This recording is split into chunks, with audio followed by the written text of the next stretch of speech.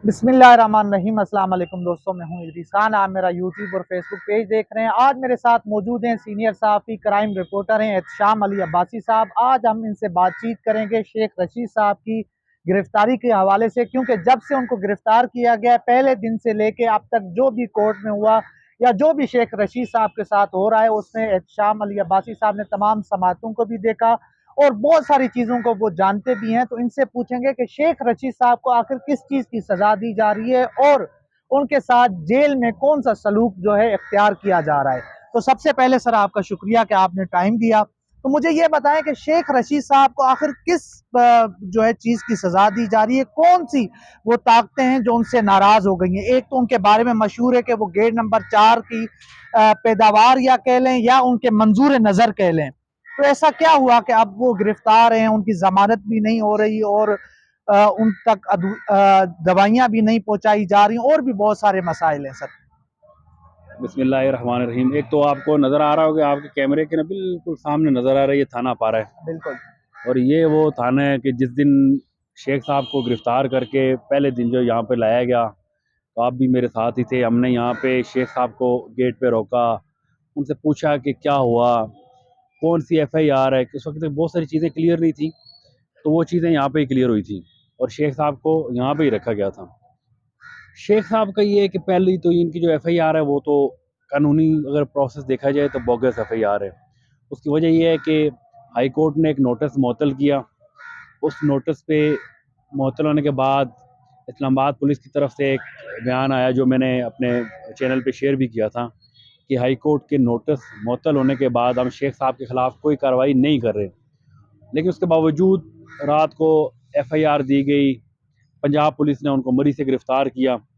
ये थाना तरेट की हदूद में उनका फार्म हाउस है और उसके बाद उनको वहाँ से गिरफ़्तार करके यहाँ पे थाने में मौजूद हैं एसएचओ इशफाक बड़ाई साहब, उनके हवाले किया गया और शेख साहब को यहाँ पे लेके आए।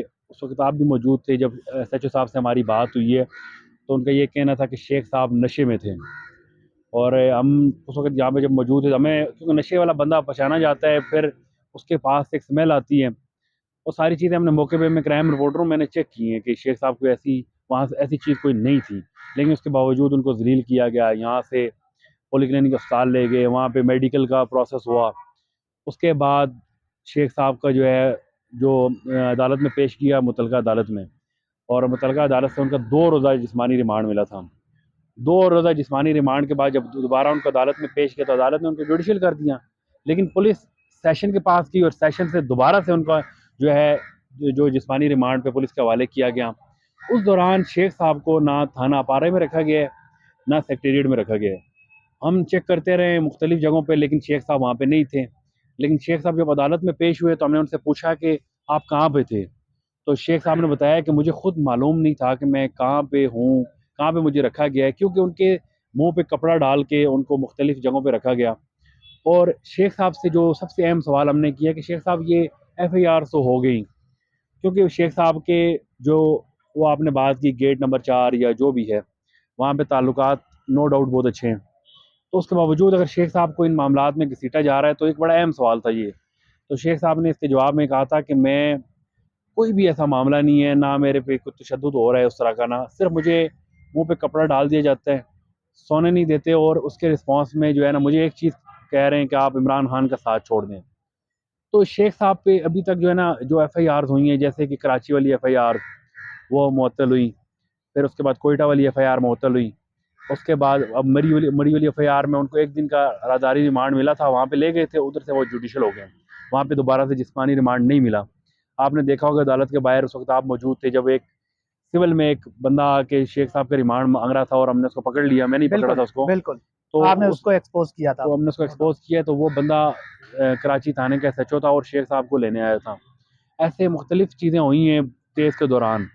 अभी तक हमने जो देखा है शेख साहब का, क्योंकि जो एफआईआर कराची वाली तो मुअत्तल हो गई है, कोयटा वाली भी, तो अब शेख साहब जो है इस पोजीशन पे है कि हम अदालत के अंदर मौजूद होते हैं। मैं कोर्ट्स की बीट भी करता हूँ, तो जब दो वकील दलाइल दे रहे होते हैं, जैसे एक प्रोसिक्यूशन है, एक मदई का जो वकील होता है, और उसके बाद जो शेख साहब के वकला की टीम थी, तो उन दलाइल के सुनने के बाद हमने ये चीज़ें तैयार करके रखी थी कि भाई शेख साहब की आज बेल हो जाएगी।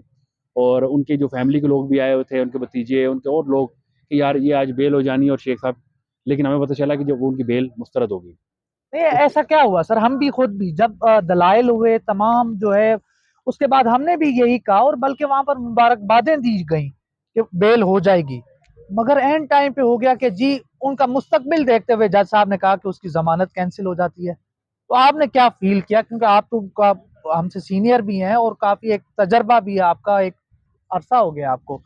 तो मैं इसमें देखें, बड़ी अहम चीज़ ये है कि एक तो अदालत के अंदर जब इनके जो वकला की टीम थी शेख साहब की, उन्होंने ये बड़ी वाज़ह तौर पे एक चीज़ बताई है कि जो शेख साहब पे इन्होंने लगाई दफ़ात और जिस दफ़ात के तहत पर्चा दिया है, ये स्टेट ही लगा सकती है। बिल्कुल। कोई प्राइवेट पार्टी उसमें पार्टी नहीं बन सकती। जैसे वो कोई पीपल्स पार्टी का कोई रहनुमा है, बिल्कुल। राजा नायत पिंडी का, जिसने ये एफआईआर करवाई थी अपारे वाली।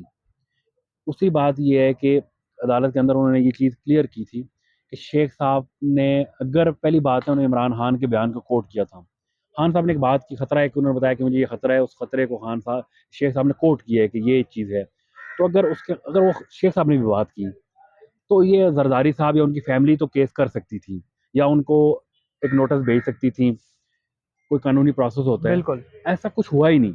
एक प्राइवेट बंदा उठ के एफआईआर दरख्वास्त देता है, हाई कोर्ट उस नोटिस को मुअत्तल करती है और थाना पारा वाले एफआईआर दे देते हैं। बिल्कुल सर। तो इसको अगर देखा जाए, जिस तरह से क्या साराइयाँ हो रही हैं, तो इसके पीछे कुछ और कुव्वतें हैं। कुछ ऐसी कुव्वतें हैं जो शेख साहब को प्रॉपर जो है ना इस तरह से जलील करवा रही हैं, उनके ऊपर एफआईआर हो रहे हैं, उनको कभी एक थाने में कभी दूसरे थाने में। 74 साल का बाबा है, आप कचहरी में मेरे साथ थे, उनको धक्के मारे गए।